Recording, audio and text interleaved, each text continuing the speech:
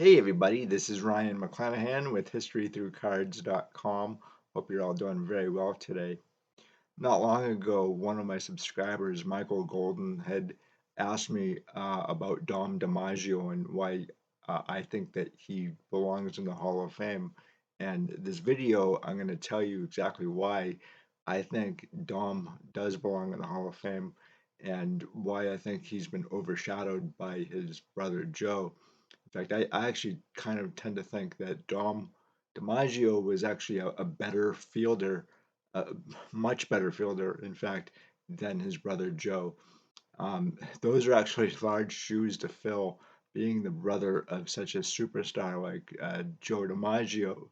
But I think I can make a pretty good argument to say that Dom really does belong in the Hall of Fame. I do have a couple of cards of his, actually, and I want to show you those before I get into some of my notes here and at least two articles that I found. And just before I kind of show you this stuff, I actually knew Dom DiMaggio quite well, and Johnny Pesky and Bobby Dorr. I did not get to meet Ted Williams at all. Uh, these guys were actually very, very good at going to shows. They were all over the place, especially Johnny Pesky being Mr. Red Sox, I should say. There's actually a book about both Dom DiMaggio and the DiMaggio brothers, because there were three of them, and all three can be found in the 1941 play ball set. Johnny Pesky and Bobby Dorr both believed that um, Dom DiMaggio's military service has kept him out of the Hall of Fame. In fact, Bobby Dorr actually said that he believed that Johnny Pesky would have gotten to the Hall of Fame too had it not been for World War II. Bobby Dorr is probably going to get another video on his own, and I like these guys quite a bit. I spoke to them often, and I've seen all three of them in person on multiple occasions. I actually knew these guys for quite some time. Uh, Johnny Pesky kind of introduced me to the other guys, but and again, Johnny was really good to me as a reporter. So he was a really interesting guy. Just to tell you a little bit about Johnny, he had gone into the military along with Ted Williams. He loved Ted Williams. He really did. They were good friends. All three of them, in fact, were good friends of Ted Williams. I do have that 1955 Teddy in back of me here. Ted Williams is not a guy that I would ever have a cup of coffee or a beer with. I could tell you right now, I do not like his personality whatsoever. But these guys knew Teddy in a way that none of us ever will or would. They knew him a lot better than I do. And some of the things about Ted Williams that has come out in the press, I can't say that you have to take it with a grain of salt, but some things are accurate, other things are not. And Bobby Dorr, Dom DiMaggio, and uh, and Johnny Pesky would know more about Ted Williams than anybody on the planet. I'm going to take their word for it instead of your average sports writer. A lot of sports writers really have written about Ted Williams, and they weren't even alive when he played, or even born maybe. So that's something that you have to kind of take into consideration. That given, I still probably would not have a beer with Ted Williams because I'm not entirely sure if John Wayne was the original Ted Williams or Ted Williams was trying to be John Wayne. I just don't like his attitude or his behavior, and even toward his friends, from what I know and from what I've heard. So I again, you guys, I know a lot of you love Ted Williams, and he is a veteran of both wars, World War II and Korea. I know a lot of players and a lot of people who are from World War II and Korea, and they don't act like Ted Williams. So it's Ted Williams' behavior that I'm not a big fan of. But I am a big fan of this gentleman right here, and this is the rookie card of Dom DiMaggio, 1941 play ball. It is is one of my favorites. In fact, I'll show you the back of it just in case you guys have not seen this particular card. It is kind of expensive. This is blurry. Come on, guy, get a new camera, will you? Keep on meaning to. I actually like my camera. It just does not like baseball cards or sports cards. But that's just, neither here nor there, I guess. But this is a really great card. Again, it is a little on the expensive side just because is his rookie. But Dom actually has two rookie cards. The other one I don't have. It's a 1941 double play. That card has eluded me forever, and it is pretty difficult to get my hands on. It's not something that you see every day. Bobby Doerr is also in the 41 sets, both of them, and his 1941 play ball is easier to find, and it's a little bit less expensive than his 1941 double play. Um, Also, the fact that Lefty Grove is also on that 1941 double play along with Bobby Doerr, which makes it expensive as anything. But maybe someday I will be able to get my hands on it. And again, I'm going to have another video on Bobby Doerr at some point because I think that there is something very interesting about Bobby Doerr. Very quiet guy, by the way. A very quiet guy. I really enjoy this card quite a bit. I know a lot of people don't like it, but when I was in the fourth grade on a trip to learn about math and problem solving skills at a card shop right across the street from the school, I saw one of these for the very first time. I want to say it was Johnny Pesky that I saw. I really like the design, and this card actually is a image from 1941, and even maybe from 1940 from his rookie year, and they just reused it in the 1951 top set. It's a part of a game, and I'm not entirely sure how you played that game, but from what I've heard from older collectors, when this set actually came out, it was very unpopular, and it came with a piece of candy that was pretty gross, in fact. And again, I'm not sure how it was wrapped. So I've actually seen a lot of the wrappers from this set. I've never seen an unopened pack, and I've never seen a piece of candy. If there is a piece of candy out there from 1951, there's no way in hell I'm gonna eat that to find out if it was good or not. I kind of doubt it after like 70 years too, by the way. Anyway, so that's this card, and I have another two cards because I really enjoyed these are my friends, so I have a lot of their cards. However, this is the 1947 Tip Top Red, and the tip tops are really interesting because for the most part, this particular set from the Boston Red Sox and the Braves were only found in Boston, and they're both short print. I'm not sure why they're short print, but they are, and both the Braves and the Red Sox. But you wouldn't be able to find the Red Sox players in, say, Chicago or New York. Those two cities, you would find the Cubs and the White Sox in Chicago, and then the Dodgers and the Giants and the Yankees in New York. Same with the Pittsburgh Pirates and the Philadelphia Phillies. There could be in athletics. I'm not entirely sure. It's been a while. I try to pick these up whenever I can, and it's a big challenge, to tell you the truth, to try to find these and find them in good condition. Usually they're not found in good condition at all. And again, I'm not sure how these things were packaged to customers. And so I'll show you the back of it. If you guys haven't seen, they look like this, unblurry too.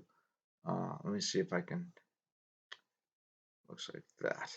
So the company itself goes back to, well, I think the 1880s, and I'll probably do an article on Tip Top at some point. They did have a set in 1910 with the Pittsburgh Pirates, and it's a pretty great set. So it's also very expensive too. But That's this card. It's okay. It's not a bad card. Anyway, my last Dom DiMaggio card is this one right here, 1950 Bowman. It's not my favorite. I did have a 49 at one point, and I did not like that one, so I got rid of it. I sold it. I'll show you the back of it. Looks like this. Again, camera does not like these cards. There we go. So those are my cards of Dom DiMaggio, and I have a bunch of notes here too, which I'm going to read. There's a few things in these articles that I'm not going to mention, and I will mention them. In fact, the first thing, when Dom DiMaggio came up to the major leagues, his roommate was, in fact, Jimmy Fox. And I had asked him about this to kind of confirm that he did roommate with, or was a roomie with Jimmy Fox, and he said that was absolutely 100% true. Jimmy Fox in 1942, uh, he wasn't really hitting the ball like he should. And I had asked Johnny Pesky about this, and he wasn't exactly sure. So I had asked Dom DiMaggio about this, what happened. And Bobby Dorr actually said too that Jimmy Fox was beamed in the head, I believe, in a game, not in a regular baseball game, but in a an exhibition game. And so Jimmy Fox was beamed in the head, and he was never the same player again. He was a very nice guy. From everything that I've heard from other ball players, Jimmy Fox was a very, very nice guy to players, and he actually wanted to room with Dom DiMaggio, who had just come up to the major leagues. And when Jimmy Fox was traded, nobody told him. Everybody knew that he was traded except for Jimmy Fox, which I think was a crap thing to do. He heard this from Dom DiMaggio, who said that he was being traded to Chicago, and Jimmy thought that he was being traded to the White Sox. No, he wasn't. He was traded to the Cubs. But that's because every time he'd go up to the plate, he was gun shy. He couldn't do it. He couldn't hit a baseball because he got hit in the head. And again, Bobby Dorr got hit in the head by a fastball in 1937 when he was a rookie, and he ended up nearly a month in the hospital. And again, I don't know if it fractured his skull, but he was out for quite some time, and he only played 55 games in his rookie season in 1937. And by the way, I'm going to bring this up in my look at Bobby Dorr, but the 1938 Gaudy heads up, Bobby Dorr is not his rookie. He has a 1937 National Chickle Premium. That is his rookie. So the reason why Dom DiMaggio made his appearance in 1940 was because of his stellar 1939 season with the San Francisco Seals. Now, in 1939, Dom was in 170 games, and you have to remember the Pacific Coast League had a larger season schedule, and by the way, a lot of players from the PCL really enjoyed their time with the PCL. It was actually considered the third league, and they liked it. Although some players, they said it wasn't the majors, but a lot of times they were paid very well, and they got to play more games. So you have to kind of take this into consideration too when you're looking at stats from the Pacific Coast League. And anyway, so Dom played 170 games. He hit 239 hits. He had 14 home runs and 82 RBI. And he also had a 360 batting average for the year. And this is what brought him to the major leagues. His brother Joe, he was also an MVP, and I forgot to tell you, yeah. So Dom was the MVP of the Pacific Coast League in 1939, and his brother Joe was the Pacific Coast League MVP in 1935. And in that, I just wanted to go and check to see what his stats were. And for Joe DiMaggio in 1935, he had a 298 batting average, 34 home runs, 154 RBI, 270 hits, and that was in 172 games. Joe DiMaggio does have a Z-Nut card from 1934, and I think he may have one from 1935 as well. Joe DiMaggio was a superstar in the American League almost from day one. But all three of these guys, Joe and Dom and Vince DiMaggio, they were completely different players. And Vince had a 10-year career in the National League with several teams. And he was, again, if you have a 10-year career, you're doing pretty well. So you know, he's the guy that you don't really hear too much about. Dom DiMaggio, he the one thing you're going to hear in these stories too is his maybe a little bit of his military service. He was actually rejected several times. One story says he was in the was trying to get into the army. That's not true. He was not going to go into the army. And he said on numerous occasions that there was no way he was going to miss World War II. And he said this very early on too, like after his service and during his service time, and when he was going up for the tests to the inductions to get into the military. And even afterwards, he petitioned and petitioned and petitioned, and he was declared 4F. And finally, they said, "Okay, fine, we'll let you in." But for the most part, he was at the Norfolk training station in 1943.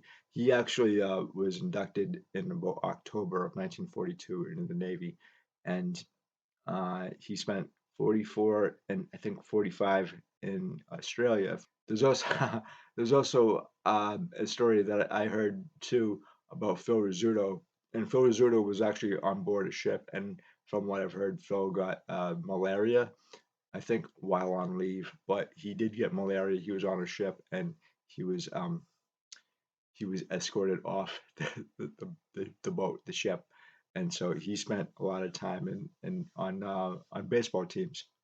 Same with Dom DiMaggio as well, and it was found out while he was playing baseball, Dom DiMaggio now, that he had something wrong with his eye. I think his eye pressure was off, and he ended up getting a diseased eye, and it really kind of bothered him throughout his major league career. And this actually was almost a career-ending injury, and they found out in like 1943 that this had happened during a game. In fact, he just couldn't see out of his eye, and it was bothering him so much that he went to the doctors, and they said that the pressure in his eye had built up so much, and that it was starting to get like a disease, and so that was being cleared up. But it's still amazing to me that his career stats, uh, even with his eyesight, because and that's what the one thing that really kept him out of, or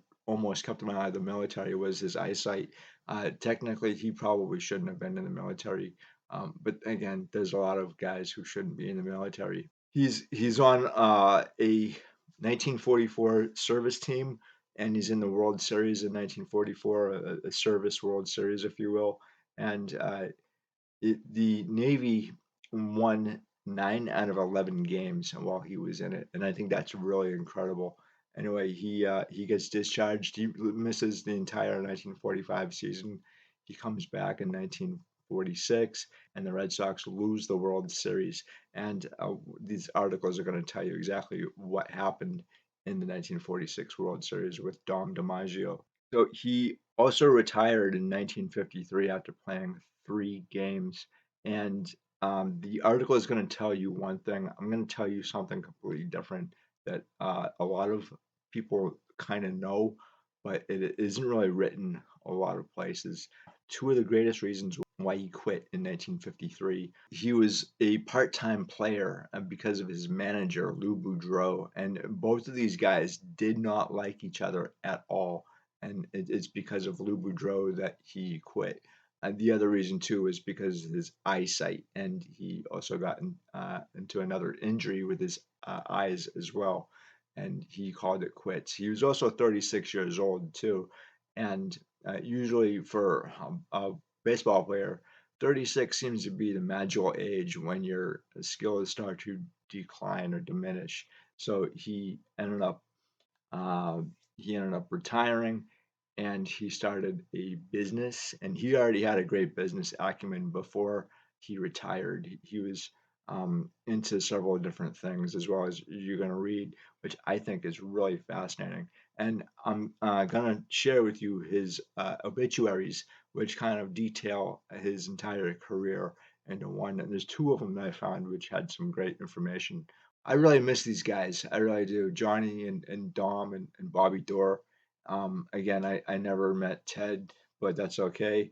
Um, I learned a lot from these guys, and especially Johnny Pesky, who kind of like told me, or kind of showed me the ropes of how to be a real journalist. And so, and my hat's off to these guys too for being in the military. For the most part, I don't think they really had to, unless they were drafted. I think maybe Bobby was drafted, but the other guys joined up, and this again, this really kind of hurt at least two of these guys to get into the Baseball Hall of Fame. Who knows what Dom DiMaggio's stats would have actually been had he not gone into World War II. He really wanted to be there. He didn't want to miss any of it. Johnny Pesky told me that he didn't really care that he missed out on being in the Hall of Fame or a chance to get in the Hall of Fame. He really enjoyed his service time, but he said more than that, he met his wife in Hawaii when he was in the service. She was also in the service as well, and that's where they met. And for Dom DiMaggio, this is kind of funny. 1943, he met his wife Emily as well on a bond drive, and they actually didn't meet up again until after World War II in like 1946, and they got married. And then again, Bobby Dorr had a long marriage as well, and I'll get into that too. All three of these guys actually, and even Ted Williams, they were very accessible to the fans, especially Bobby Dorr and Johnny Pesky, very accessible guys. And Ted Williams is always at shows as well. These guys were always around. And Dom DiMaggio, he was doing shows every once in a while too, but not as often as these guys. So I knew him. I used to talk to him on the phone, and then I'd see him every time he'd be here. I'd see him, and we'd talk a bit. But I really knew the other guys a little bit better than Dom DiMaggio, but they would always talk about Dom as well and Ted Williams. And that's how I really don't like Ted Williams, as you guys can see. But he's another breed, and they all are, in fact. And you don't have ball players like this anymore. But let me get on to these articles. I think you're going to really enjoy and find something very interesting. The other thing too, I wanted to mention, during his career, Dom DiMaggio never made more than $40,000 a year, but he became a multimillionaire uh, in his career afterwards, after baseball. Which, again, like if you guys study and you work hard, you could actually end up being a multimillionaire yourself. And it just takes a lot of determination. And it's one of the other things that I really like about Dom DiMaggio is uh, that he worked hard. He worked very hard, not just at being a baseball player, but as a businessman. But anyway, let me get on to these articles. I think you guys are going to really find this very interesting. Here we go. This is from the Calgary Herald, May 17th, 2009. Dom DiMaggio, stellar Red Sox center fielder. Although Dom DiMaggio was an outstanding center fielder with the Boston Red Sox, his baseball career was fated to remain in the shadow of his older brother and professional rival, Joe DiMaggio. Dom died of pneumonia at his home in Marion, Massachusetts. He was 92.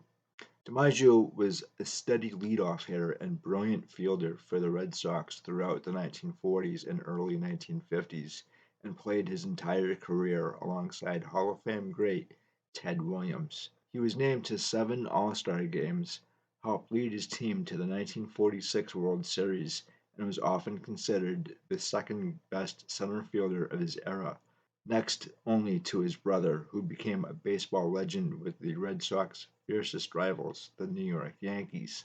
For years, Williams tried to rally support to have Dom DiMaggio elected to the National Baseball Hall of Fame. Author David Halberstam, who featured DiMaggio in his 2003 bestseller The Teammates, called him probably the most underrated player of his day. At 5'9" and 168 pounds, Dom DiMaggio was 5 inches shorter and 25 pounds lighter than his more famous brother. A third brother, Vince, had a 10-year career in the National League. As one of the few players of the time to wear glasses, Dom DiMaggio was called the Little Professor, but his nickname also symbolized his canny, thoughtful approach to the game. With the possible exception of Joe, he was the finest defensive center fielder of his era. He had a powerful right arm and played the position in a way few players have tried before or since.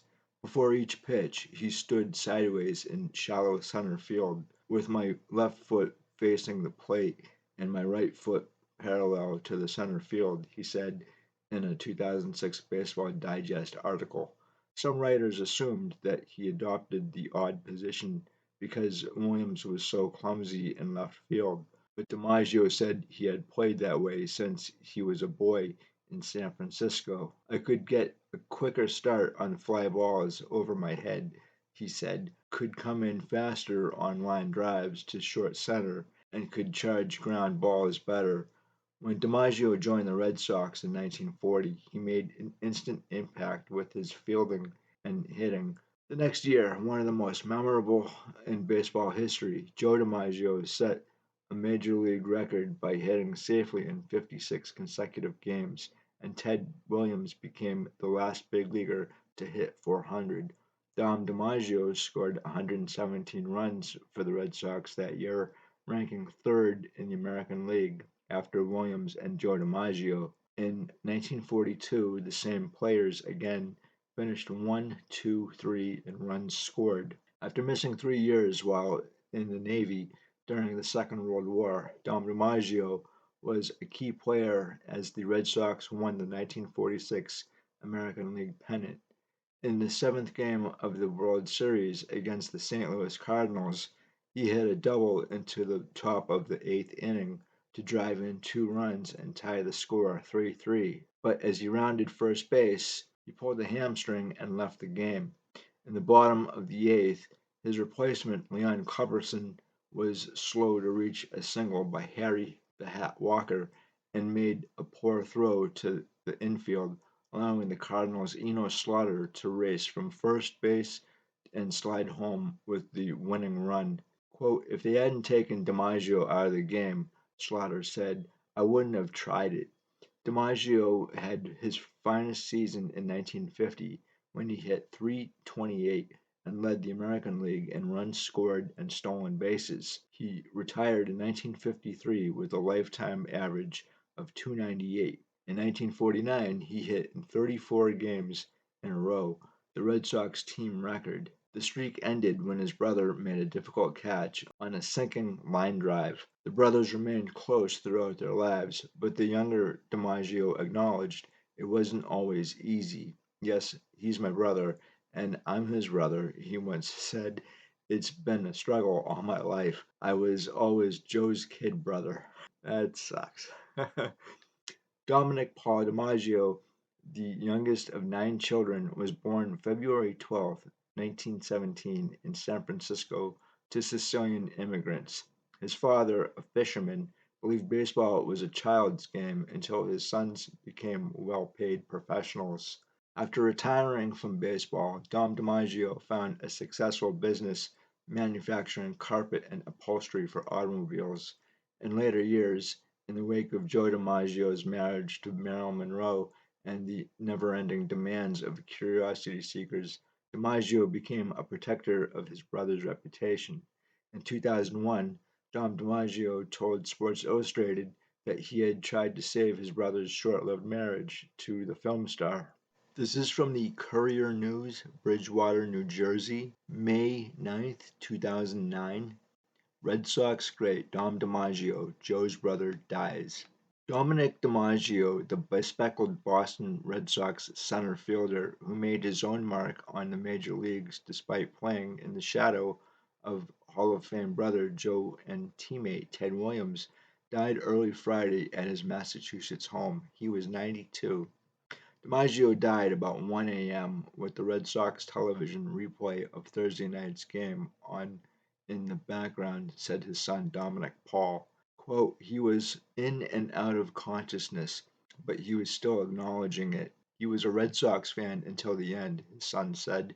DiMaggio was surrounded by his family, according to his wife, Emily. He had been battling pneumonia, the Red Sox said in a statement. He was the most wonderful, warm, loving man, his wife of 61 years said. He adored his children, and we all adored him. DiMaggio was a seven-time All-Star who still holds the record for the longest consecutive game hitting streak in Boston Red Sox history. Known as the Little Professor because of his eyeglasses and 5'9", 168-pound frame, DiMaggio hit safely in 34 consecutive games in 1949. The streak was broken on August 9th when his big brother caught a sinking liner in the eighth inning of a 6-3 Red Sox win over the Yankees. Joe set the major league record with a 56-game hitting streak with the Yankees in 1941. The Red Sox planned to pay tribute to DiMaggio with a moment of silence before Friday night's home game against the Tampa Bay Rays. The nickname was about more than just appearance, said his son. Dom DiMaggio was a mathematics whiz who was offered a scholarship to Santa Clara College. He parlayed his numbers skills into a successful post-baseball business career and loved to play the stock market. That was his passion, his son said. He'd watch the stock ticker all day and the Red Sox all night. The oldest of three center fielding playing DiMaggio brothers was Vince, who had a 10-year major league career with 5 National League teams. Vince died in October of 1986, while Joe died in March of 1999. Dad had a great deal of respect for Uncle Joe and what he did, his son said, but he never felt inferior. He was a competitor and a strong competitor. Dom DiMaggio spent his entire career with the Red Sox, 10 full seasons, plus 3 games in 1953, and was close friends with teammates Williams, Bobby Doerr, and Johnny Pesky. He was a great player and most of all, a great friend, Pesky said. I will miss him terribly. Doerr called him a class guy and a great teammate. His loss saddens us all, but his contributions to the glory and tradition of our ball club will forever be etched in the annals of Red Sox history, principal owner John Henry said in a statement. DiMaggio retired because he had been relegated to the bench and didn't want to be a part-time player, his son said, who was just 3 years old at the time. I remember walking out to center field with him on the day he retired. For some reason, what I remember most is thinking how big the green and red ball and strike lights were on the scoreboard, but I think that was just his way of saying goodbye to Fenway. While Dom did not have the offensive numbers of Joe, he was generally regarded as a better defensive player with a stronger arm. The younger DiMaggio led the American League in assists 3 times, putouts twice, and doubles twice. He was a career .298 hitter with 87 home runs, while Joe was a .325 career hitter with 361 homers. Dom's baseball career was interrupted for 3 years, 1943 to 45, by World War II, when he served in the Navy, a military obligation that may have cost him induction to the Hall of Fame, Doerr once said. DiMaggio and Pesky were really penalized for that, and I think that it was kind of a shame in a way because when you look, they have the numbers, Doerr said in August of 2007. during an appearance at Fenway Park.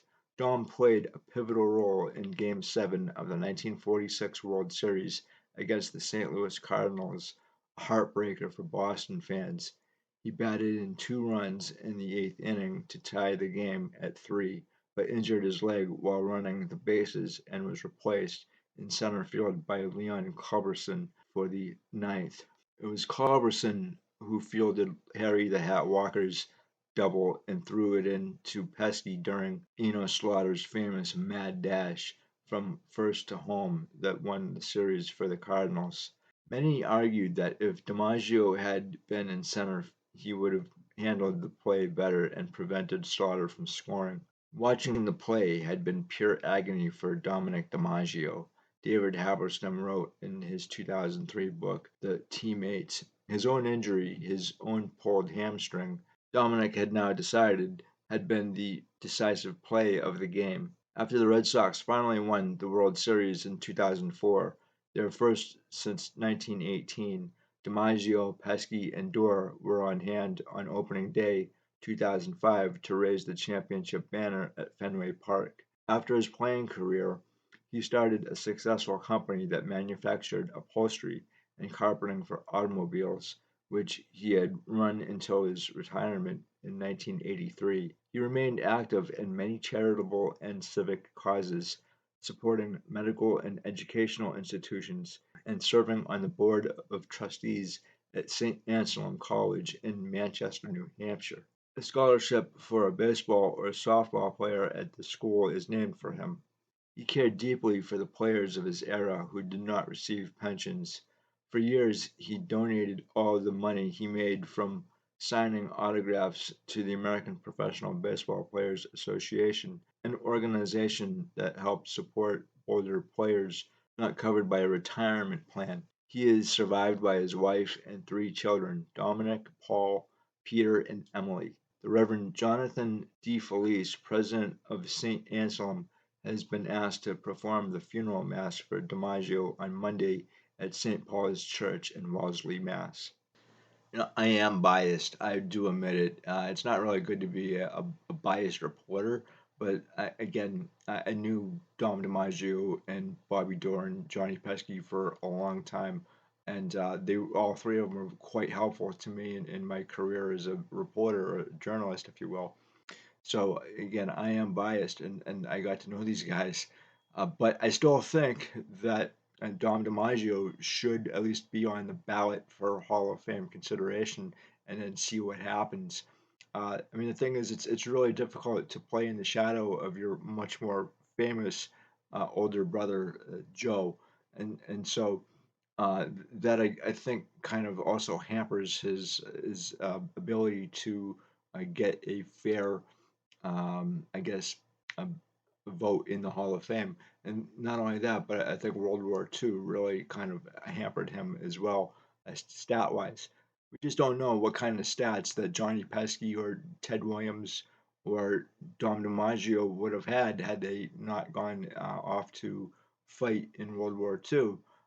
If they didn't, they probably would have gone in the Hall of Fame. Bobby Doerr's a little bit different. He really only missed 1945, but and obviously I'll talk more about Bobby Doerr in another video.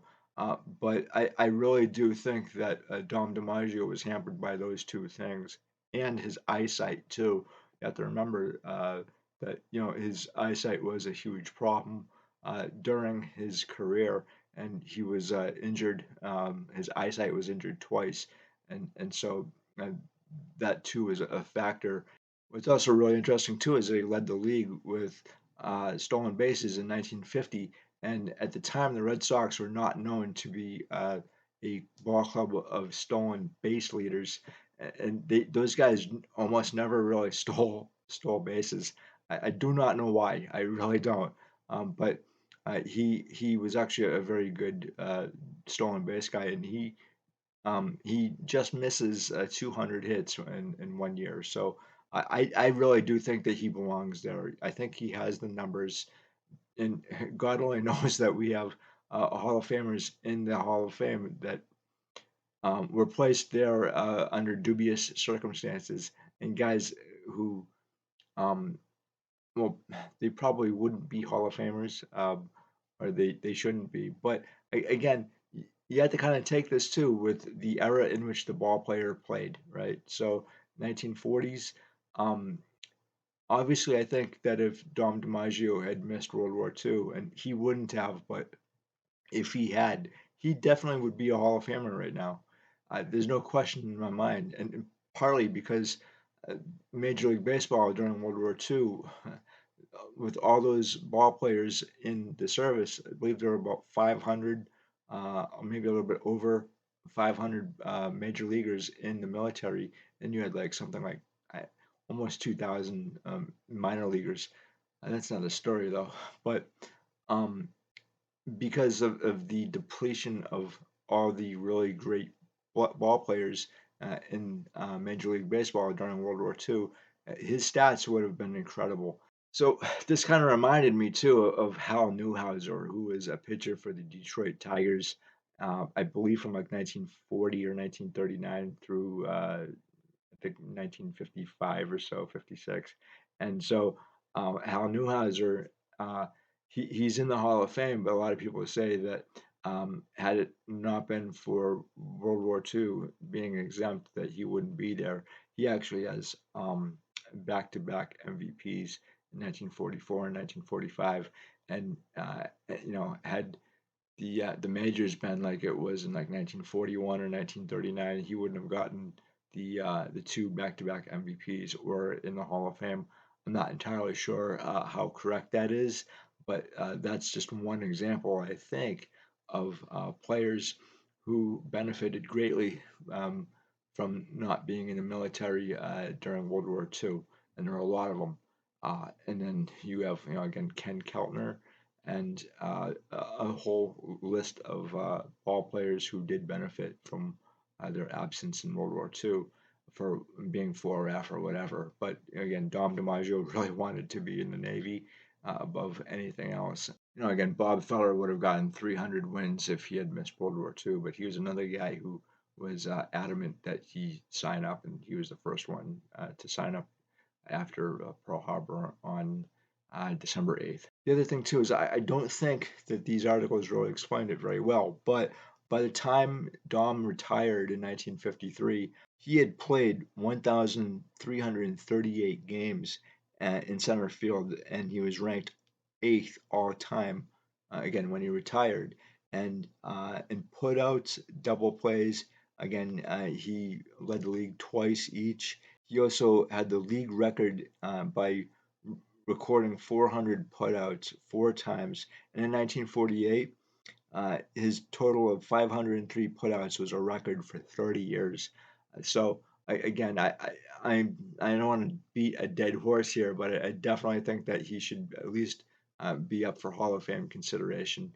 I would love to see that he gets in the Hall of Fame. There are other players too that I want up there too, but again, he's kind of like a hometown guy for us here in Massachusetts.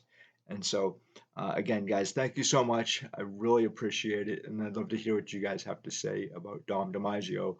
And I will talk to you later. Have a good one. Bye.